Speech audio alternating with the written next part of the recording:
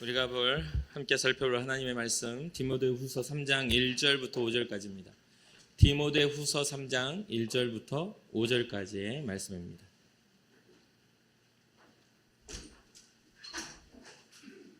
디모데후서 3장 1절부터 5절까지의 말씀 우리 한 목소리로 합독하도록 하겠습니다. 너는 이것을 알라. 말세에 고통하는 때가 이르러 사람들이 자기를 사랑하며 돈을 사랑하며 자랑하며 교만하며 비방하며 부모를 거역하며 감사하지 아니하며 거룩하지 아니하며 무정하며 원통함을 풀지 아니하며 모함하며 절제하지 못하며 사나우며 선한 것을 좋아하지 아니하며 배신하며 조급하며 자만하며 쾌락을 사랑하기를 하나님 사랑하는 것보다 더하며 경건의 모양은 있으나 경건의 능력은 부인하니 이 같은 자들에게서 내가 돌아서라. 아멘. 사도 바울은 평생 혼자 살았던 사람입니다. 결혼을 하지 않고 독신으로 살았습니다. 그 이유가 뭐냐면 복음을 위해서, 주님의 말씀을 전하는 전도자의 사명을 다하기 위해서 혼자 살았던 사람이기도 합니다. 바울은 결혼을 하지 않았기 때문에 당연히 자녀가 없었죠. 그런데 오늘 본문의 디모데후서에서는 이 마지막 인사, 그러니까 바울의 마지막 서신이라 할 수 있는 이 디모데후서에 이 디모데는 바울이 자신이 아들이라 말할 만큼 굉장히 사랑했던 영적인 자녀입니다. 디모데후서 1장 2절에 보면 사랑하는 아들 디모데에게 편지하노니 라고 이야기합니다. 그리고 2장 1절에 보면 내 아들아 라고 또 표현하기도 합니다. 이 바울이, 자녀가 없는 바울이 이 디모데를 얼마나 소중하게 여기고 사랑했는지를 알 수 있는 그 대목이죠. 특히나 자기의 마지막 서신을 이 디모데를 향해서 썼다는 것도 참 의미가 있습니다. 바울이 로마에 투옥되어서 처형당하기까지의 시간이 얼마 남지 않은 상황입니다. 그래서 이 바울은 사랑하는 영으로 낳은 이 아들 디모데가 참 보고 싶었나 봅니다. 그래서 4장 9절에 보면 너는 어서 속히 내게로 오라 라고 이야기도 하죠. 이 디모데후서 마지막을 통해서 바울은 자기의 흔적, 믿음의 흔적들을 남기고 싶어 했던 것 같습니다. 그것이 이어지길 바랬고 이 자신의 그 복음과 믿음이 후대에 전해지기를 바라는 모습이 항상 이 전도자이기 때문에 그런 모습이 있었던 것이죠. 디모데후서 4장 6절부터 8절 보면 이렇게 디모데에게 이런 말을 합니다.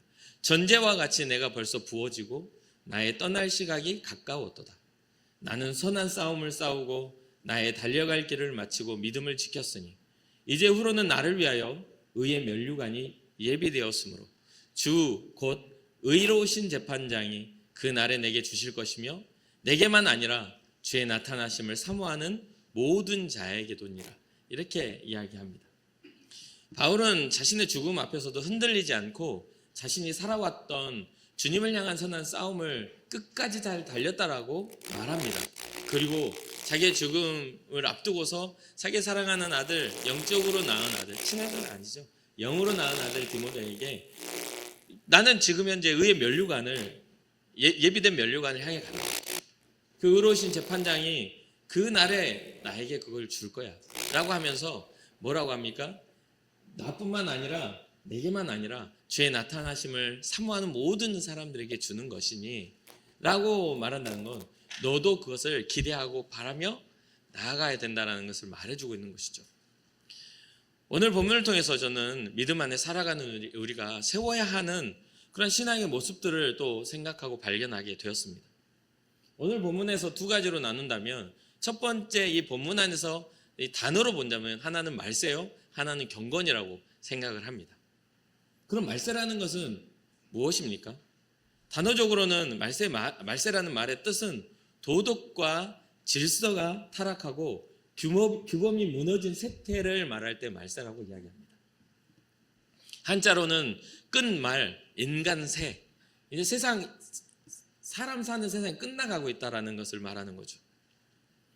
그런데 여기서 보면 세상이 끝나가는 것들이 무너지는 그 증거가 뭡니까? 도덕적인 규범, 삶의 질서들이 무너지는 것, 그것에 대해서 말세라고 말하죠. 그리고 어렸을 때 제가 보면 많은 이제 여러 가지 뉴스들이나 또 누군가의 고의적이고 악의적인 어떤 잘못으로 인해 끔찍한 사건들이 일어난다거나 그런 사건들, 또 당연하게 생각했던 도덕적인 규범들이 무너지고 또 양심이 무너졌을 때 어른들이 그런 말을 자주 했던 것 같아요. 말세다 말세야 라고. 저 어렸을 땐 그런 이야기를 자주 했는데 요즘엔 그런 이야기 하시는 어른들이 별로 없죠.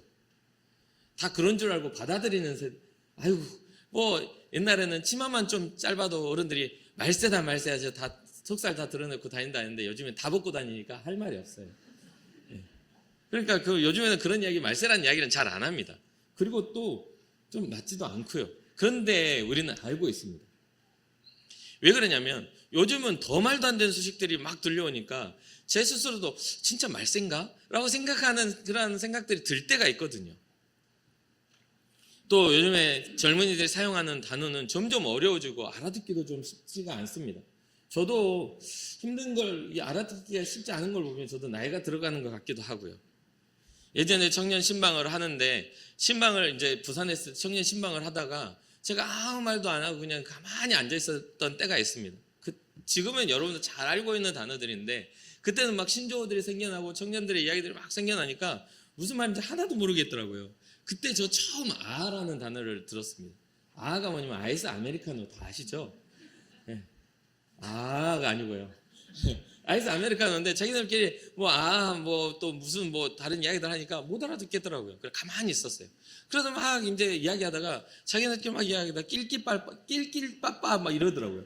낄 때 끼고 빠질 때 빠지라는 소리인데 그것도 그때 처음 들었어요. 그래서 제가 가만히 있었던 것이 내가 낄낄빠빠를 잘했구나 이런 생각 그런 때가 있었습니다. 이 말들 이외에도 수많은 말들이 새롭게 생겨나면서 이전 세대의 문화가 어떻게 돼요? 뒤로 밀려납니다. 그때 그러한 이야기들을 잘했던 그 신조어를 만들었던 청년들이 지금은 이제 어른이 되고 결혼을 하고 새로운 또 그 앞세대가 돼가지고 밀려났습니다. 새로운 세대가 밀고 올라오는 거죠. 그래서 지금은 또 그 어린 세대가 또 다른 새로운 말들을 만들어내니까 전혀 못 알아듣고 있더라고요. 결국은 그렇게 밀려나고 또 밀려나면서 세대가 계속 바뀌어가는 것을 보게 되죠. 이렇게 심하게 변화하는 세대 가운데 하나님의 말씀을 어떻게 전해야 하지라는 그런 고민들을 수년 전에 제가 했던 기억이 납니다. 아니 자기네들의 언어를 만들어 놓고 자기네들의 생각체계 속에서 자기네들 옳다고 여겨지는 것들에 대해서 이렇게 단호하고 강한데 하나님의 말씀이 과연 영향력이 있을까? 라는 생각을 막 했던 시간입니다. 그런데 중요한 건 역사가 일어나더라는 거죠. 근데 그 역사는 그들의 세대에 맞춰서 그들이 알아듣기 좋은 이야기였기 때문에 일어난 게 아니라 하나님의 말씀을 그대로 전하고 그 말씀을 붙잡고 기도하는 그런 상황 속에 하나님이 알게 하시고 일하시더라는 것을 깨닫게 되었습니다. 그래서 결국은 기독교는 기도와 말씀만이 정답입니다. 결국은 기독교는 하나님의 역사와 하나님의 능력의 구원입니다. 예수 그리스도의 이름이 생명입니다. 그렇기 때문에 예수님이 구원이라고 말하는데 무슨 기술이 필요한 건 아니잖아요. 어떤 그런 부분들에 있어서 유창한 말솜씨가 또 때로는 어떠한 방법들이 필요한 게 아니라 주님이 성령으로 역사하셔서 와 닿아야만 깨달아지는 거니까. 교회 안에 앉아있다고 해서 다 깨달아지는 게 아니고 말씀을 많이 듣는다고 해서 진리대로 행하는 게 아니잖아요.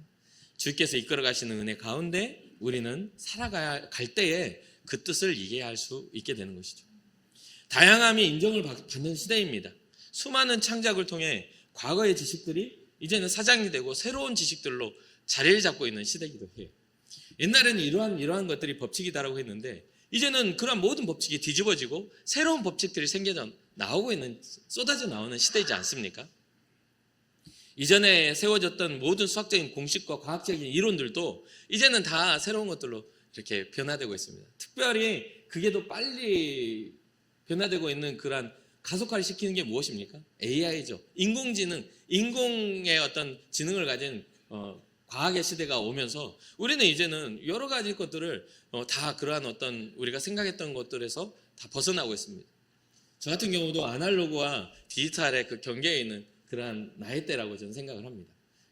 제가 대학교 딱 들어갔을 때 286 그 전에 이렇게 플로피 디스켓 끼워가지고 하는 그럴 때부터 시작해서 286, 386, 486, 펜티엄, 586, 뭐 686 이러면서 펜티엄으로 넘어오고 막 이런 시대이지 않습니까? 근데 지금은 어떻게 됐죠? 가만히 차를 운전대를 안 잡아도 자기가 운전해주는 시대에 우리가 살고 있습니다. 그러니까 이게 이제 아날로그는 뭡니까? 우리 스스로가 다 해야 되는, 우리 스스로가 다 그런 것들을 이렇게 기계적인 그런 것들도 되게 익숙하지 않게 해야 되는 시대지만, 이제는 디지털이라는 게 모든 걸 다 재생하고 모든 걸 다 편의를 구현하는 시대가 되었다는 거죠. 그러니까 수많은 창작과 새로운 것들을 통해서 이게 지식들이 밀려나고 있는 시대입니다. 시대가 빠르게 발전하죠. 많은 것들을 얻는 것 대신에 많은 것들을 잃는 시대이기도 합니다. 이게 너무 편의로워지니까 우리는 행복할 것 같지만 이 편의로움이 우리로 하여금 극한의 외로움을 주기도 하더라는 거죠. 사람들이 외롭다라고 말하는 건 무엇 때문에 외로운 걸까요?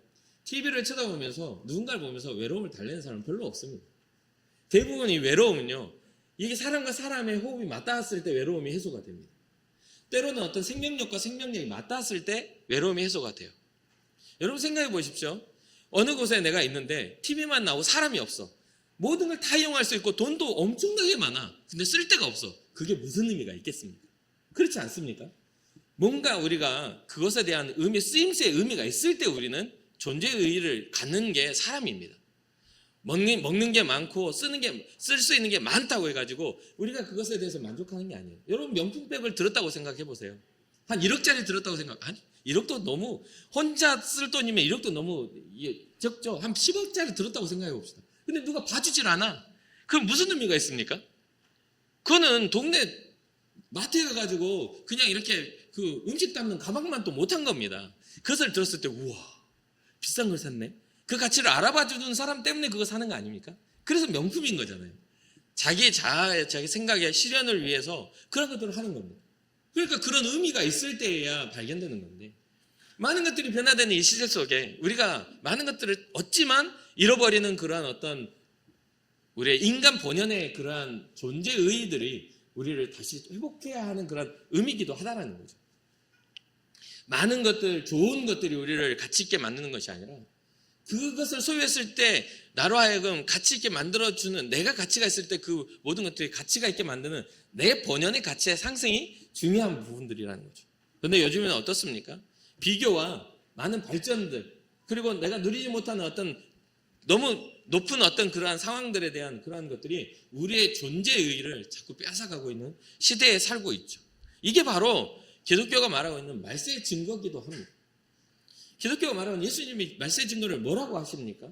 주님이 자신의 사역의 끝을 보면서 뭐라고 하냐면 그 고통하는 때에 대한 지금 바울이 말하는 것 같은 말세의 고통하는 때가 이르는 그때에는 뭐라고 하냐면 한마디로 하면 사랑이 식어진다고 말하고 있어요.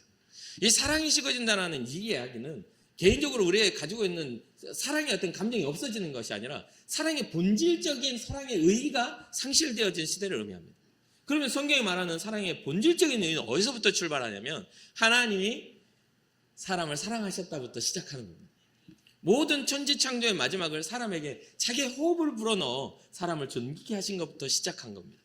그런데 말세에는 이 하나님의 사랑이 점점 의의를 잃어간다라는 것이죠. 아가페가 사라지고 사람의 쾌락주의적인 사랑만 남게 되니 그 쾌락에는 뭐가 있냐면 파괴가 일어납니다.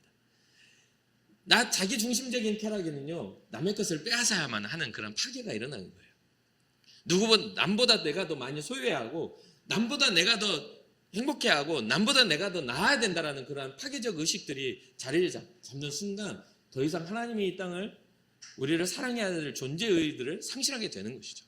그러니 말세라고 말하는 것은 도덕적인 구급이나 삶의 인간이 살아가는 질서가 무너진 걸 말세라고 이렇게 정의를 내렸던 것처럼 오늘날 어쩌면 우리는 가장 말세적 삶을 살고 있는지도 모르겠습니다. 예수님의 재림의 시기를 말세 중의 끝이라고 말하는 말세지 말이라고 합니다. 말세 중에 말세다. 말세 끝에 중에 끝이다라고 말하는 그러한 시간입니다. 그런데 그런 것들을 우리가 보면 인생의 끝을 두 개로 해석할 수 있어요. 말세라는 끝을 두 개로 해석한다면 하나는 우리의 삶이 끝나는 그때를 우리의 인생의 끝이라고 말합니다. 두 번째는 하나님의 나라가 온전히 이 땅에 이루어지며 더 이상 인간의 세상보다 하나님의 다스림의 시대에 하나님의 나라가 우리가 완전해질 때를 마지막 끝이라고 하겠죠. 그러면 우리는 언제, 어느 때 끝날지 모르는 그 인생 속에 우리는 두려워해야 될까요? 그럴 필요가 없습니다. 우리에게 주어진 시간이 기회라고 생각하고 최선을 다해서 살아가고 주님의 이 땅에 오심을 기다리는, 그때 완전함을 기다리는, 또한 우리의 모든 인생의 어떤 불완전함이 온전함으로 다시 회복될 날들을 기대하며 우리는 살아가게 되는 것이죠. 그래서 첫째는 육신의 생명의 끝이 말세요. 두 번째는 영원함의 시작과 이 세상의 모든 인간적인 것들의 끝이 두 번째 말세인 것이죠. 하나님의 도래는 이 땅의 모든 인간적인 그런 기회, 그 인간적인 나라가 끝나는 것입니다. 하나님의 통치가 이루어지는 그 말세인 것이죠. 즉 우리가 생각하는 말세는 모든 게 끝난다고 생각하지만 기독교적인 말세는 다시 새로운 시작이라고 여겨주시면 좋겠습니다. 수없이 변화되고 또 그렇게 될 수밖에 없는 우리에게 하나님은 영원하게 변하지 않고 우리에게 그 자리에서 우리를 사랑하신다 말씀하시는 하나님의 영원성 속에서 우리가 그것을 발견할 때에만이 우리는 진정한 기독교의 말세론을 가질 수가 있다는 것이죠. 하나님이 이사야 선지자를 통해서 전하신 내용을 우리가 한번 살펴봅시다. 이사야서 40장 6절에서 9절 말하는 자의 소리여 이르되 외치라 대답하되 내가 무엇이라 외치리이까 하니 이르되 모든 육체는 풀이요 그의 모든 아름다움은 들의 꽃과 같으니 풀은 마르고 꽃은 시들면 여호와의 기운이 그 위에 불미라 이 백성은 실로 풀이로다. 풀은 마르고 꽃은 시드나 우리 하나님의 말씀은 영원히 서리라 하라. 아름다운 소식을 시온에 전하는 자여 너는 높은 산에 오르라. 아름다운 소식을 예루살렘에 전하는 자여 너는 힘써 소리를 높이라. 두려워하지 말고 소리를 높여 유다의 성읍들에게 이르기를 너희의 하나님을 보라 하라 라고 선언합니다. 사랑하는 성도 여러분, 사람은 언제든 변화합니다. 아침, 점심, 저녁으로 변화하고요. 그러나 우리 하나님은 영원히 변하지 않으시는 분이라는 것을 잊지 마시기를 주님의 이름으로 축복합니다. 세상의 기준이 날마다 달라져도 하나님의 약속의 말씀은 영원하게 그 자리에 있으셔서 우리를 구원하심에 그 모든 은행과 하나님의 그런 모든 사랑이 우리에게 적용되겠음을 우리는 믿는 것이 신앙입니다. 하나님은 언제나 동일하신데 우리는 날마다 달라지고 우리는 날마다 우리의 연약함을 지금 앞에 내어놓을 수밖에 없는 존재이지 않습니까? 어쩌면 당연한 일이죠. 우리는 연약한 존재니까요. 그래서 가끔 우리 권사님들이 저한테 그런 이야기를 합니다. 목사님 청년인 줄 알았다고. 우리 권사님들 저한테 그렇게 말씀하신 분들 다 손 들어보세요. 저기 손 드셨는데 청년인 줄 알았다고 말해요. 그러니까 제가 그러면 혼자서 그 이야기 듣고 아유 권사님 그러지 마세요. 제 방에 와가지고 거울을 한번 쳐다봅니다.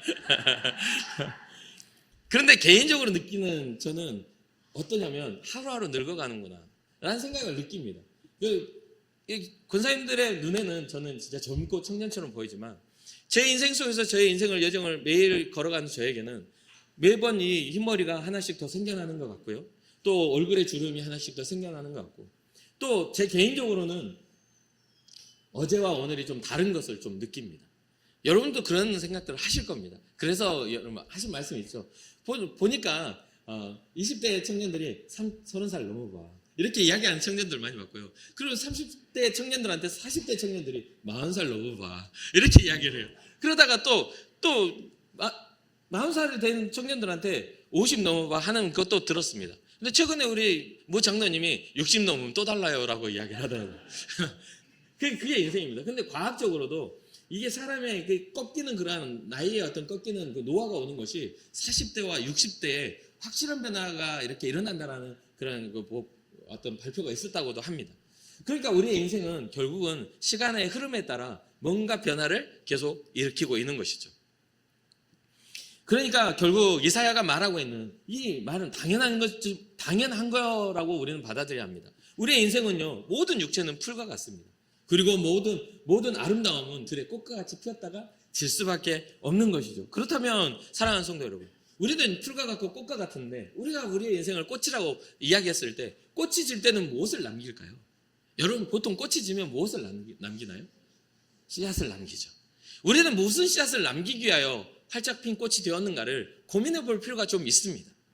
우리의 인생을 이 땅 가운데 풀과 같이 꽃과 같이 이 땅에 보내셨던가는 여러분 잡초는 꽃 안 피는데 하는데 잡초는 어디다 있어요. 그것도 뭔가 씨앗을 맺어가지고요 어쩌면 뿌리지도 않아도 잡초는 그렇게 잘 자라는지 어제 분명히 뽑았는데 비 한 번 오면 또 이만큼 자라는 게 잡초 아닙니까? 더 생명력 있게 자라고 있는 거잖아요. 뭔가를 남기는 우리의 인생 속에서 우리는 잡초와 같은 인생인가 아니면 의미 있는 우리가 떨어뜨린 씨앗이 열매가 되고 아름다움을 꽃피울 수 있는 그런 것인가를 고민해 볼 필요가 있는 것이죠. 그러니 이러한 말씀의 차원에서 봤을 때 우리의 풀과 같은 인생, 우리의 꽃과 같은 인생 속에 우리가 씨앗을 떨어뜨렸을 때 그 아름다운 꽃을 피우려면 뭘 해야 된다? 하나님을 보라 하시는 그 말씀을 기억해야 하는 것입니다. 우리의 인생은 풀과 같고 우리의 인생은 들에 피는 꽃과 같지만 여호와의 말씀은 영원하다라는 이 말씀을 우리는 기억해야 합니다. 하나님이 우리를 영화롭게 하시는 그런 회복 속에 우리가 들어가 이 땅과 누에 살아가는 삶의 의미를 발견하고 정말 작은 걸음 한 걸음 한 걸음이 주님을 기쁘시게 할 만한 일들을 발견할 수 있었으면 좋겠습니다. 조금씩 많아지는 흰머리에 하루하루 생겨나는 잔주름에 가끔 제가 축구를 좋아하니까 이렇게 목회자 축구대회를 매해년마다 이렇게 가게 되는데 그렇게 가게 되면 갔다 와가지고 예전에는 한 2, 3일이면 몸이 이렇게 회복되고 멀쩡했는데 이제는 일주일 지나도 끙끙거리고 있고 좀 이제 좀 더 무리하게 열심히 뛴 것 같으면 뭐 한 15일을 가는 것 같아. 그래가지고 어쩔 때는 요즘에 와서는요 약간 무릎도 삐그덕거려가지고 이렇게 이제는 삐그덕 짜그덕 삐그덕 짜그덕 저만 들리는 소리가 여기서 들리거든요. 그래서 이제 신방을 가가지고 앉아가지고 바닥에 앉아서 찬양 부르고 예배 드리고 일어나려면 아이쿠야 하고 일어나야 되는 그런 상황들이 됩니다. 예전엔 그런 적이 없었는데 말이죠. 역시 우리의 인생은 연약하고 약한 존재일 수밖에 없다는 것을 다시 보게 됩니다. 다시 말세로 돌아와서 예수님의 시대 즉 예수님이 이 땅에 오시고 하늘로 올라가셔서 다시 이 땅에 재림하시는 때를 말세라고 이야기를 할 수밖에 없죠. 왜냐하면 이때에 지금 이것을 쓰고 있는 이때에도요 말세를 지금 이야기하고 있는 거잖아요. 바울이 지금 이거 쓰고 있는 때는 예수님이 승천하신 지 얼마 안 된 때예요. 근데 말세를 경고한단 말이죠. 그럼 왜 그때 2000년 전에도 말세를 경고하고 2000년 후에 지금도 말세를 경고할 수밖에 없는 건가요? 이걸 왜 우리는 끊임없이 그렇게 할 수밖에 없나요? 그것은 바로 첫 번째는 인간의 유한한 삶 속에 그 시대를 살아가는 사람들의 그 사람들에게 복음은 전해져야 되기 때문에 첫 번째 인생의 말세가 우리에게 있기 때문에 말세는 전해져야 하는 겁니다. 주님이 다시 오심에 대한 그런 이야기들을 우리에게 주어진 기회가 온전하게 주님 앞에 구원받기 위한 일들을 위하여 계속해서 주님 다시 오심에 대한 이야기는 해줘야 합니다. 호흡이 있을 때야말로 우리는 기회가 있기 때문이죠. 죽은 이후에는 우리에게 기회가 없습니다. 그때에는 잠자는 자들과 같아 저녁에 잠을 자고 아침에 일어나듯 시간이 그냥 순삭돼서 일어나듯이 그냥 죽은 이후에는 주님의 오심을 그냥 우리는 기대할 수 없는 상태에서 그냥 맞이해야 되는 그런 때이기 때문입니다. 그래서 우리가 호흡이 있는 동안에 주님 앞으로 살아가는 삶의 의미가 여기서 굉장히 발견될 수 있는 것이죠. 그리고 성경은 뭐라고 합니까? 주님의 이야기를 할 때 하루가 천년같이 천년이 하루같이 우리를 구원하시길 기다리시는 분입니다. 그리고 주님에게 영원하신 주님 앞에서는 2000년은요 이틀 밤 잠깐 자고 일어난 것밖에 안 되는 아니 그보다 더 짧은 한 2시간밖에 안 되는 아니 2분밖에 안 되는 정도밖에 되지 않겠습니까?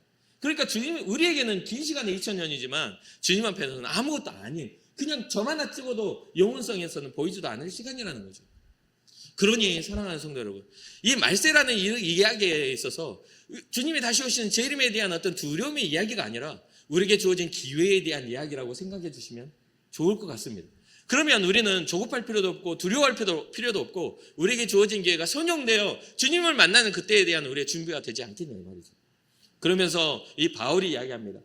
너희는 이것을 알라. 뭘 알라? 말세에는 고통하는 때가 이를 것이다. 그 고통이 어디서부터 오냐고 이야기했더니 2절과 3절과 4절에 이렇게 기록합니다. 사람들이 자기를 사랑하며 돈을 사랑하며 자랑하며 교만하며 비방하며 부모를 거역하며 감사하지 아니하며 거룩하지 아니하며 무정하며 원통함을 풀지 아니하며 모함하며 절제하지 못하며 사나우며 선한 것을 좋아하지 아니하며 배신하며 조급하며 자만하며 쾌락을 사랑하기를 하나님 사랑하는 것보다 더하며 이야기를 들어보니 요즘날 이야기를 하는 것 같지 않습니까? 2000년 전에 기록되어 있는 건데 오늘날 이야기를 하는 것 같습니다. 근데 왜 그럴까요? 바로 이때가 이것을 기록하고 있는 이때 헬레니즘 문화에 그냥 극한의 타락을 그 바울도 경험하며 그것을 정리해 놓은 겁니다. 이게 지금 말세의 징조란다. 이게 바로 우리가 멸망할 징조란다. 이 말세를 시대적으로만 보면 안 되고요. 우리가 사람이 죽을 징조가 이렇게 나타나는 거야. 바로 자기 자신을 사랑하는 이기적인 것 때문에 정말 하나님 없이 돈만 사랑하는 것 때문에 또 자랑하며 교만하기 때문에 비방하고 부모를 거역하기 때문에 이런 증거들을 통해 우리는 하나님 앞에 멸망받는 자가 되는 거야 라고 지금 이야기해 주는 것이죠. 그러면서 마지막 이 결론은 뭐라고 합니까? 쾌락 사랑하기를 하나님 사랑하는 것보다 더하다라고 이야기해 줍니다. 이기적인 생각에서 출발된 여러 가지 정말 다양한 죄들이 자리 잡는 겁니다. 그래서 오늘날에도 자기 자신을 사랑하라고 막 그런 이야기를 합니다. 그런데 너무 자기 자신만 사랑하다 보니까 이제 남에게 배려할 일들이 없어집니다. 여러분은 어떠신가요? 여러분들의 인생의 삶의 추구는 어떠신가요? 누군가의 약점이나 누군가가 나에게 잘못한 것들을 이용하고 싶은 마음이 없으신가요? 그러한 것들이 생겨나는 그러한 것들이 어쩌면 우리의 선한 양심들을 뺏어가는 마귀의 장난질 아닐까요? 조금만 뭔가 건수가 잡히면 뭔가 더 이익을 취하려는 그런 마음들이 우리 안에 자리 잡고 있지 않습니까? 근데 우리가 이 땅에 살아가면 우리가 빛이 되고 소금이 되고 하나님의 복음을 전하는 세상에 보내는 대사가 되기 위해서는 우리는 선한 양심을 회복해야 합니다. 근데 이 선한 양심을 회복해야 하는데 여기에 말씀이 뭐라고 나옵니까? 선한 것을 좋아하지 않는데요. 선한 것을 좋아하지 않으니까 이런 말씀도 이제는 그냥 선택적 말씀이 되고 마는 겁니다. 우리가 선하게 살아갑시다. 예수님 닮은 삶을 삽시다. 십자가를 짊어지고 살아갑시다. 주님을 위하여 선한 일에 대해 계획을 합시다 하는데 선한 걸 좋아하지 않으니 선한 열매가 맺어지지 않는 것이 당연한 거 아니겠냐는 거죠. 여기에는 무정한 마음이 있습니다. 여기에는 원통함이 생기면 풀지 않는 그런 아주 억울한 마음들이 가득합니다. 모함하고요. 모함한다는 것은 남을 막 비방한 뒤에서 막 그 사람을 헐뜯는 거죠. 절제하지 못합니다. 아주 그냥 분노가 일어나면 내가 참으면 지는 것 같은 그 마귀가 주는 마음 아닙니까? 예수님은 십자가를 져서라도 우리를 사랑하시겠다라는 영적 승리를 이루었는데 오늘날 기독교인들도 절대 안 줘줍니다. 오늘 절대 안 줘줘요. 그러니까 우리의 이런 것들이 그냥 강단에서만 선포되어질 뿐 현실에서는 이루어지지 않으니까 굉장히 기독교인들이 비방받는 이유가 되기도 합니다. 이 모든 것들이 사실 우리를 고통스럽게 하는 것이죠. 이기는 것 같으나 피폐해져 가는 것이죠. 점점 사람과 사람과의 관계가 계산적이 되고 또 그러한 것들이 이어져서 나중에 가문을 이루는 그러한 일들을 보게 됩니다. 이것이 바로 타락이고 이것이 죄라고 성경은 이야기해 주고 있습니다. 너희들의 잃어버린 양심을 회복해라. 너희들의 잃어버린 도덕성을 회복해라. 너희들의 잃어버린 하나님 사랑을 회복해라라고 말씀해 주고 있는 것이죠. 바울이 살았던 헬라 문화도 마찬가지입니다. 쾌락이 끝까지 치솟아 올라갔던 때이니 우리가 잘 아는 것처럼 헬레니즘의 모든 어떤 그런 멸망이 쾌락 추구에서 일어났다고 말할 만큼 수많은 쾌락의 그런 어떤 산물이지 않았습니까? 그런데 이런 이야기를 하면서 바울이 두 번째 주제 말세에서 어디로 이게 전환이 되냐면 경건이라는 단어로 이게 전환이 됩니다. 말세와 이게 이기적인 어떤 이러한 죄의 그런 것과 경건으로 전환이 되면서 경건하다라는 뜻에 대해서 우리를 생각하게 합니다. 기독교가 말하는 경건은 구원을 베푸신 하나님에 대한 사랑과 충성으로 충만한 삶을 살아가는 겁니다. 나를 사랑하신 그 사랑을 가지고 세상을 사랑하는 이거 여러분 첫사랑을 해보셨나요? 세상이 아름답게 보이죠. 사랑이 깨지면 뭡니까? 세상이 다 원수처럼 보입니다. 그게 사람의 감정이잖아요. 그러니까 하나님 앞에 사랑받은 자면 하나님의 사랑을 가진 자라면 세상을 아름답게 봐야 되는데 하나님 앞에 사랑을 받았는데 세상 하나도 안 아름다워요. 원망밖에 안 남았어요. 그럼 우리는 점검해 봐야 되는 것이죠.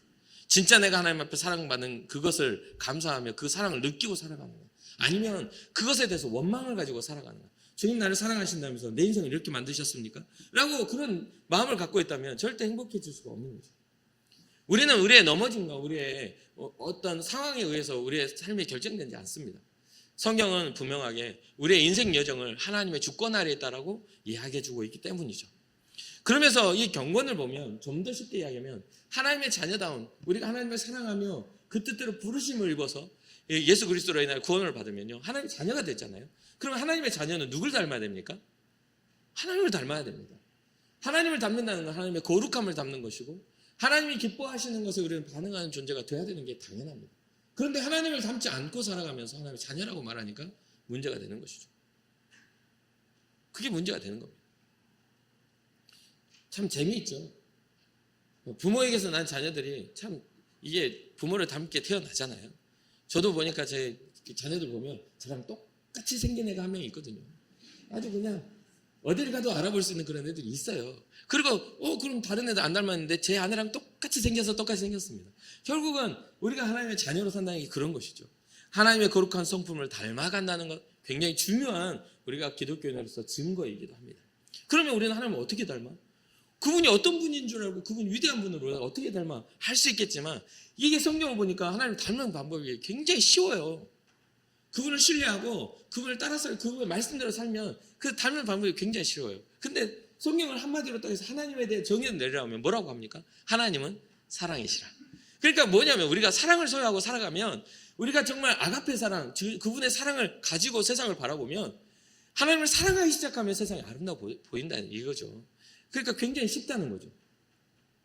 내 안에 있는 것, 내가 가지고 있는 것, 내가 이기적인 것들만 바라보면 인색하고 옹색해지지만 하나님 주신 것들을 하나님의 위대하심을 바라보면 우리는 넉넉하고 더 확장된 삶을 살 수가 있습니다. 그러니 경건한 삶을 어떻게 그러면 삽니까? 라고 했을 때 굉장히 간단합니다. 오늘 본문을 보면 알아요. 이게 말세의 그 증거 고통하는 때 경건을 파괴하는 것들을 딱 나열해 놓고 경건의 모양은 있으나 경건의 능력을 부인한다고 하면서 경건에 대한 이야기를 하면 무슨 뜻입니까? 경건을 파괴시키는 것에 반대로 살면 되는 겁니다. 이해가 되시나요? 경건을 파괴시키는 이러한 조건들을 다르게 바꾸는 겁니다. 자기보다 다른 일을 사랑하고 돈, 물질에 욕심내지 않고 자랑할 땐 상대를 자랑하고 겸손하게 살고 칭찬하고 부모님께 순종하고 무정이 아니라 유정한 마음, 원통이 아니라 용서하는 마음, 이익을 위해 거짓말로 다른 사람을 속이는 것이 아니라 온순하고 선하고 의리 있고 침착하게 하나님 쾌락을 추구하는 게 아니라 하나님 사랑하면 된다. 근데 다 어려운 일이라고 생각하지 않습니까? 왜냐하면 우리는요 좀 편하게 쉽게 내 마음대로 살고 싶거든요. 그러니까 이런 이야기 들으면 그렇게 살기 싫은 사람은 그냥 안 듣는 겁니다. 한쪽으로 왔다가 빠져나가는 거죠. 그러니 마음에 남는 게 뭐가 남아요? 하나님 거역하는 마음만 남아있는 것이죠. 그러니까 흔들면 나쁜 것만 나와. 흔들면 좋은 게 나오는 게 아니라 나쁜 것만 나와요. 제가 제일 가슴 아프게 생각했던 게 제가 자녀가 네 자녀 중에 그 좀 특별한 애들이 또 있지 않겠습니까? 근데 그 중에 한 아이가 이 아이는 어렸을 때부터 이렇게 기어다니다가 이 모서리에 탁 부딪히면 우는 게 아니라 웃었어요. 웃어요. 이상하다. 얘가 왜 아플 텐데 웃지? 라고 생각했어요. 그러니까 얘가 이제 기어다니다가 딱 하고 괜히 앉아있으면 제가 앉아있으면 기어와가지고 제가 무릎 밟고 있고 야 더러워 하지마. 그러면 저쪽 가가지고 장롱 밟고 있고 그러니까 좀 얘는 항상 낙천적이었던 것 같아요. 되게 조용하고 낙천적이에요. 근데 자라나면서도 얘는 그러는 거예요. 이렇게 걷기 시작해서 어디 모서리나 이런 데 탁 부딪히면 울기 전에 먼저 웃어. 울어. 좀 이상하잖아요. 아픈데 왜 웃지? 라고 생각을 했어요. 근데 이게 점점 더 크고 유치원에 들어갔는데 이 아이가 항상 난치하고 그러면 웃는 거예요. 근데 이 웃는다는 게 좀 이상하잖아요. 근데 어느 관점에서는 이게 이 아이는 되게 낙천적인 애구나. 아픔보다도 지금도 그러는데 상대방을 먼저 생각하고 미안해하고 그러거든요. 분명히 자기가 잘못한 게 아닌데도 그것을 먼저 사과를 해야만 직성이 풀리는 그런 기질을 가지고 있는 애예요. 그런데 유치원에 갔더니 이 아이가 이 웃는 거에 대해서 선생님이 이상하게 본 거예요. 그러니까 그 아이가 보는 데서 애하고 싸울 때 이렇게 꼬집혔는데 왜 꼬집어 하면서 웃으니까 선생님이 꼬집은 애를 야단친 게 아니라 너 왜 웃고 있니? 라고 한 거예요. 꼬집혔으면 울어야지. 너는 왜 웃어? 라고 했는데 이게 점점 괴리가 생긴 거죠. 남에게 선대하는 마음들이 좀 잘못됐다고 이야기를 하는 게 듣게 된 겁니다. 그러니까 이게 자라나면서 이 아이에게는 상처가 되고 아픔이 되고 말았어요. 좋은 기질과 선한 가치를 가지고 있는데 그것을 온전히 가르쳐주지 못하니까 이게 오히려 이게 약점이 되고 뭔가 이상함이 되고 말았어요. 그래서 어느 순간에는 스스로를 자학하는 단계까지 가더라고요. 우리는 선한 가치를 세우는 데 있어서 우리는 그걸 알아보고 그 가치를 지켜내는 것에 우리는 관심을 가져야 됩니다. 오늘날 선한 가치가 뒤집어지고 있어요. 옳지 않은 것들이 옳다라고 말해지는 시대에 살고 있는 것이죠. 가끔 생각하면 그렇습니다. 가끔 생각하는 이거는 참 여러분 오해하지 말고 들어주시기 바라요. 오늘날에 교육을 하고 자녀들을 키우면 사랑으로 키워야 되고 그 아이의 그 어떤 의견을 존중해줘야 되고 이렇게 격려하고 키워야 되고 그렇게 이렇게 교육법이 막 나와가지고 수많은 곳에서 그렇게 막 이렇게 교육을 하기 시작하는데 왜 애들은 예전보다 더 흉악한 애들이 많아지죠? 왜 그럴까요? 요즘에 학교에서 선생님들이 학교 교사를 하기 힘든 것이요. 아이들이 너무 힘들어서 그래요. 아이들이 너무 힘들대요. 그래서 어느 부산에 있을 때 한 집사님이 정년퇴임을 중학교 교사를 했는데 엉엉 우셨대요. 정말 너무 울었대요. 그러니까 사람들이 아유 이렇게 또 이게 정년퇴임하면서 감격해서 그러냐 할 때 그 집사님 한 말이 속 시원해서 운다고. 이제서야 내가 이 짐을 내려놓는다 하면서 그랬대요. 왜냐면 중학교 1, 2, 3학년 애들은요 사실 사람이 아니거든요. 개념도 없고 거칠고 아주 이제 얼마나 힘들겠는지 평생을 내가 막 그걸 내려놓는 게 그냥 평생 소원이었대요. 그래가지고 그 다 내려놓고 교회 와가지고 예배 드리는데 얼마나 감격하고 주님 감사합니다. 끝까지 걸어가게 해주셔서 감사합니다 하면서 다시는 안 볼 수 있어서 감사합니다. 그랬다 하더라고요. 그러니까 그런 일들이죠. 아니 진짜 그게 교육법이 맞는다면 사실 저는 어렸을 때 제가 고등학교 졸업하고 대학교 들어갈 때도 전 고등학교 때까지 선생님들한테 몽둥이 찜질 당하면서 컸거든요. 근데 저 생각보다 그렇게 나쁜 사람 아니거든요. 그거 맞았다고 해서 병신 안 되고요. 근데 요즘에는요 오히려 존중해 준 것 때문에 생각의 장애가 생기고 말아요. 생각의 장애가. 그래서 제가 가끔 그래요. 부모에게는 그게 예뻐 보일지 모르지만 딴 데 가면 진짜 너무 보기 싫은 거예요. 그게 무례하고 굉장히 진짜 이게 안 맞는 거죠. 그래서 사회가 점점 그렇게 해가니까 우리 아이들 그런 말 합니다. 우리 애들이 그래요. 잠재적 범죄자들 학교에 있는 것 같다고. 진짜 그런 이야기를 최근에도 들었어요. 누군가를 좋아하면 자기네들끼리는 이미 강간범이에요. 얼마나 흉악한지 몰라요. 근데 우리의 그런 모든 것들이 어른 세대부터 지금 흘러가는 거 아니겠냐고요. 어떤 질서와 공의와 정의가 사라져버린 세대. 어떤 상황과 누군가를 존중하지 않는 마음, 그러한 세대들이 만연해져 있는 거 아닙니까? 여러분 장사해보면 모르겠어요? 뭔가 누군가에게 서비스를 하고 누군가에게 맞춰주려고 할 때 여러분도 똑같지 않습니까? 싫으면 그거 말면 되지 이런 생각 막 들잖아요. 그래서 제가 제 아이들한테 그런 이야기를 합니다. 그런 문화에 살아가는 그 아이한테 제가 뭐라고 하냐면 너는 이러한 관계가 아쉽지 않니? 아쉽지 않기 때문에 그렇게 행동하는 거니? 최근에도 제 아들한테 그런 이야기를 했어요. 그러니까 어떤 그러한 것들에 있어서 존중하고 너에게 소중한 것들을 지켜낼 수 있는 노력을 해라. 말 한마디, 감정 하나, 행동 하나, 눈빛 하나에도 그 호의로움을 담아줄 수는 없겠니? 아무리 상태가 컨디션이 뭔가 나의 기분이 안 좋다 할지라도 네가 바라보는 네가 누구인지를 보고 네가 사랑하는 이라면 그런 것들을 절제하고 사랑할 수 있는 그러한 애씀은 어려운 일이라고 말을 했습니다. 그랬더니 그 아이가 그 행동을 바꿔서 그렇게 하는 걸 보고 제가 굉장히 다행이라는 생각을 해요. 그 매를 때리고 야단을 쳐야만 훈육이 아닙니다. 모든 성경은 하나님의 감동으로 된 것으로 교훈과 책망과 바로움과 의를 교육하며 있다라고 하잖아요. 그래서 몽둥이를 때리는 게 아니라 하나님의 교훈이라는 거예요. 그러니까 그러한 것들이 세워졌을 때 그 다음 말씀에 일어나는 사람을 하여금 선한 삶을, 선한 인생을 살아갈 수 있는 선한 일을 행할 능력을 얻게 하려고 하나님의 말씀을 우리에게 주신다라고 말해주고 있습니다. 사랑하는 성도들, 경건의 모양을 우리가 취하는 것도 바로 지금 2절, 3절, 4절에 있는 이런 것들의 반대로 살아가면 되는 겁니다. 그리고 이 경건의 모양뿐만 아니라 기독교인이라는 타이틀만 아니라 기독교인의 능력을 소유하고 살아가야 됩니다. 주권은 우리에게 있는 것이 아니라 하나님께 있는 겁니다. 생명의 주권자는 하나님께 있는 거예요. 그러니까 오늘날에 너무나 많은 곳에서 송사가 일어나요. 너무나 많은 곳에서 마음에 안 들면 뭐 교회든 어디든 막 고발하고 이런 것들이 막 너무나 많이 일어나는 겁니다. 근데 거기에 어떻게 성령이 있습니까? 거기에 어떻게 하나님의 말씀이 있고 거기에 어떻게 복음이 있어요? 거기는 복음이 없어요. 인간의 욕망과 더러운 감정만 남아있을 뿐이죠. 용서가 없는 기독교는 더 이상 기독교라고 할 수 없습니다. 사랑이 없는 기독교는 그건 기독교라 할 수 없는 거예요. 그리스도의 예수의 복음과 생명이 없는 곳에는 거기는 더 이상 기독교라고 할 수 없는 겁니다. 여러분 우리가 기독교인의 타이틀을 갖고서만 우리는 기독교인이라고 그러면 부끄러워질 수밖에 없는 거예요. 그러니 우리는 다시 회복해야 합니다. 은혜를 받은 자처럼 생명의 소망이 있는 자처럼 영원한 생명을 향해 가는 자처럼 우리는 소망하며 살아가는 거예요. 절망할 필요가 없는 거예요. 우리는 소망하며 살아가는 겁니다. 그렇기 때문에 오늘 하루도 여러분 힘을 내시고 또 주어진 한 주간의 시간 속에서도 주님과 함께 동행하시기를 주님의 이름으로 축복합니다.